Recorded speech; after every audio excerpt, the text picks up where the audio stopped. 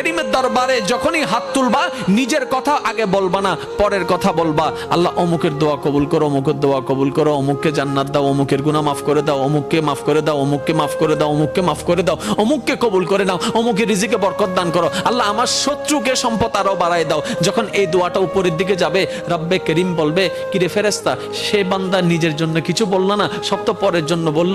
ফেরেশতা বলবে, আল্লাহ এই বান্দা শুনেছে, তুমি নাকি তার উপর খুশি হয়ে যাও। যে বান্দা অন্যের জন্য ভালো চায়, তুমি নাকি তার ভালো চাও। যে অন্যের প্রশংসা করে, তুমি নাকি তার সম্মান বাড়ায় দাও। আল্লাহ যে অন্যের জন্য মঙ্গল কামনা করে, তুমি নাকি তার জন্য বরকত বাড়ায় দাও। এই বান্দা সেই সূত্র বুঝতে পেরেছে, তাই নিজের জন্য চাচ্ছে না, সবার জন্য চাচ্ছে। রব্বে করিম বলে, তার দোয়া ফরিয়াদ কবুল করার ব্যবস্থা করো, কারণ যে অন্যের ভালো চায় আমি আল্লাহ তার ভালো করে দিই। বলেন সুবহান। মনে রাখবেন, আল্লাহর কাছে চাইতে হবে হালাল জিনিস, হারাম জিনিস নয়। আপনি যদি আল্লাহকে বলেন, রব্বে করিম আমার দুশমনের ফাঁকটা লেঙ্গা করে দাও,